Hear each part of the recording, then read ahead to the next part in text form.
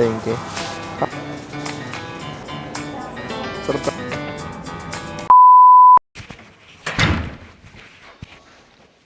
Good morning guys. Kamusta? Mag-grocery tayo ngayon. Inutusan ako ni Mrs. bumili ng bigas at saka gulay. So, tara. May pasok talaga ako ngayon. Pero panggabi pa naman ako. Maaga pa naman. Malapit lang yung grocery dito. Mga 15 minutes away lang. Dito sa Filipino town, sa LA. Alright.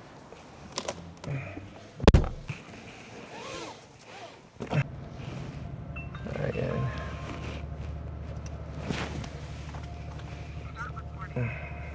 Maaga pa. Mga 9 o'clock pa lang. Welcome back, Josel. Tundra is ready. O, di ba? May ganun. Ayan. Buksan muna natin yung bintana para makalangap tayo ng hangin. Ganyan yung ginagawa ko kapag bagong sakay sa sasakyan. Binubuksan ko agad yung bintana para lumabas yung carbon monoxide. Tapos pa-circulate natin yung hangin, buksan natin yung AC. Although malamig dito, pero para lang ma-clear out yung mga carbon monoxide. Konting painit ng makina.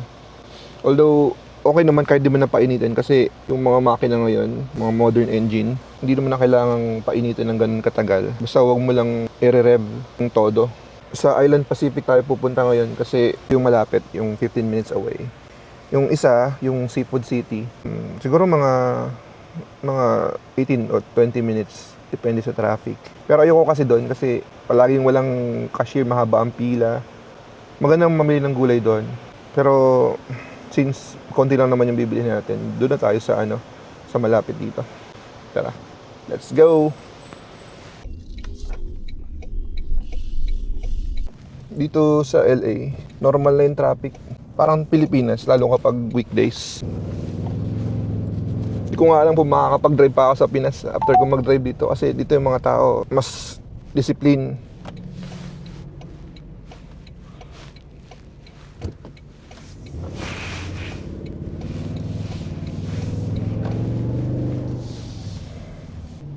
Okay, patugtog tayo.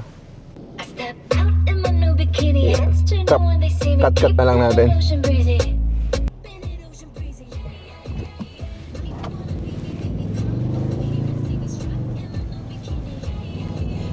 Kung malapit kayo sa Dollar Hits, malapit lang yun dito. Walking distance lang namin, siguro 10 minutes lang.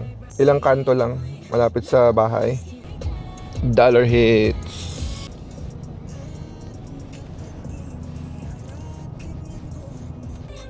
And we're here. Ang lakas ng music. Island Pacific.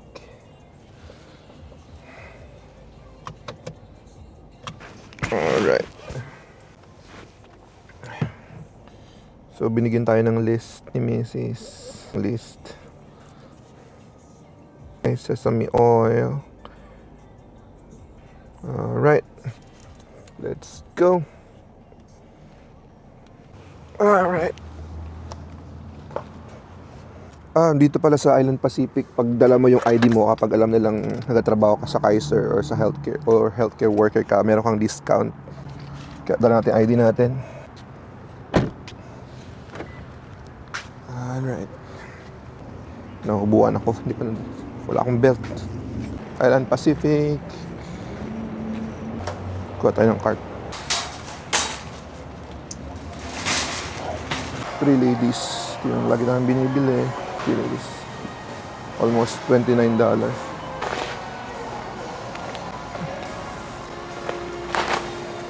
Kami titingin tayo ng ulam. Meron din silang parang karinderya dito. Ayan. Pero mamaya na. Parang Pinas lang talaga ay no. Sesame oil. Karamihan ng mga bumibili dito mga Pinoy talaga. Lahat nagtatagalog pati tindera. Pinoy. Parang palengke lang oh. Century to na. Hindi ko lang kung maanghang yung gusto niya oh. Ay hindi naman mahilig sa maanghang. Pero ako mahilig ako sa maanghang. So kukuha tayo ng original. May kamalansi. Parang may mga flavor. Oh. Yung mga flavor, walang yung normal lang. May adobo style. Paborito ko sardinas. Sardinas. Sardinas. Yan. Kuha tayo. Sardinas. Kids can tell. Dalawa. Ito na ang favorite ng lahat. Pansit karton. Maliit lang dito. Kagaya dyan. Ito, 4 na piraso, $1 lang. Pansit canton, sweet and spicy. Baka napansin ko dito yung mga pansit canton. Hindi kasi, yung mga noodles nila hindi kasing dilaw. Kapag niluto mo siya, puti. Siyempre, hindi mawawala ang magic sarap. Pork cubes. Kano? Almost $2. $1. Saan yung beef? Beef. Same lang. Beef. Okay. Ano pa? $5.99. Original liquid seasoning. Sesame oil. Finally, nakita ko na ang sesame oil.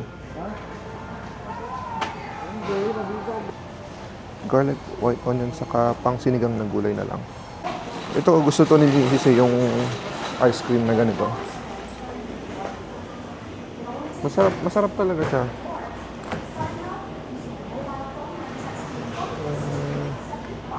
Ito. Sarap talaga to.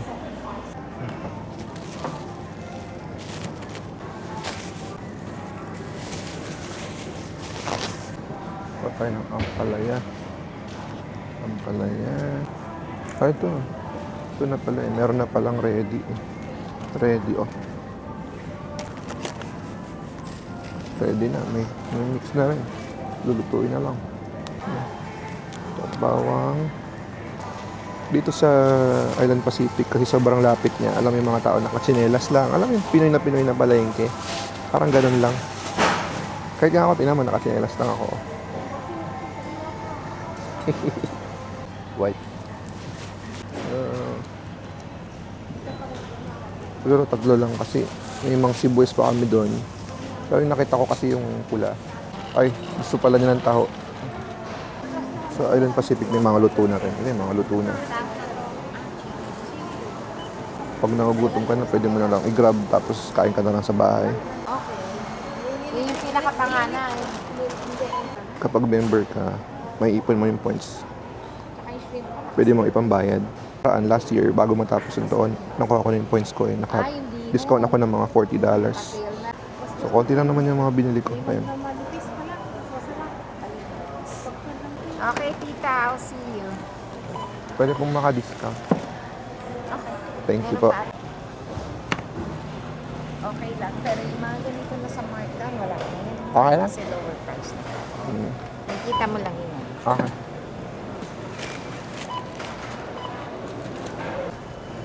Thank you. Yung daw mga naka-markdown na price. Wala nang discount kasi naka-markdown na. In-discountan lang yung mga regular price. So tapos tayo mamili, magkano tayo? 104, discount lang yan, $2 lang. So dito tayo sa bilihan ng mga taho, puto, ganun. Ay. Taho po, isa lang. Dito yung taho nila. Ginagawa talaga sa harap mo. Fresh. Parang sa nagdala ako sa Pilipinas. Mga kakanin din sila, ayun.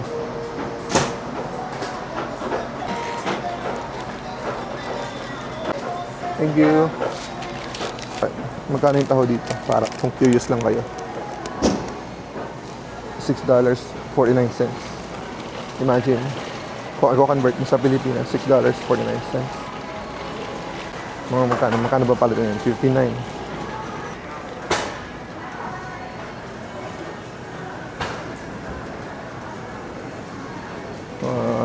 Parang karinderya talaga. Pwede kang kumain dito, pwede kang maupo dito. Hindi ako bibili ng ulam ngayon kasi magluluto naman si Mrs. Kaya uwi na tayo. Kaya isa rin sa nagustuhan ko dito, palaging malawak yung parking.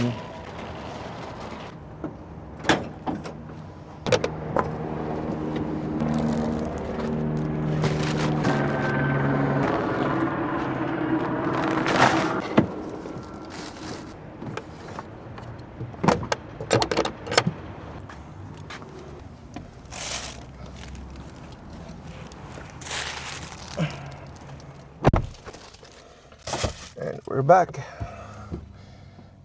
Tapos na. Alam nyo dito sa LA, parang Pilipinas lang talaga. Temperature, pati yung weather. Hindi ka lang malagkit na gaya sa Pilipinas. Alam mo pag lumabas ka, lalabas kang fresh, bagong ligo. Pagbalik mo ang lagkit ng singit mo, gano'n. Dito, medyo mainit pa rin pero alam mo hindi ka nalalagkit, gano'n. Kaya siguro maraming gustong tumira dito. Sa Oregon kasi sobrang lamig. Pag sa umaga talagang mafag. Hindi mo mararamdaman yung pawis. Alright, let's go.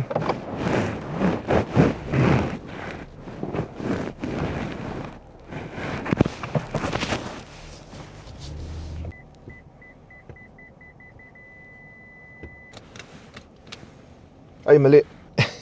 Nagpark ako ng patalikod. Meron akong grocery sa likod. Teka.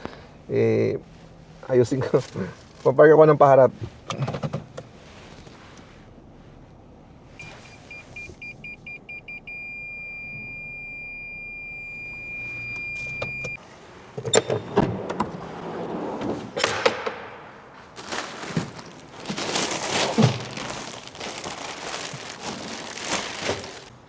Okay. So, ano na tayo? So, bubuhatin ko na muna to. Thank you for watching. Bye-bye.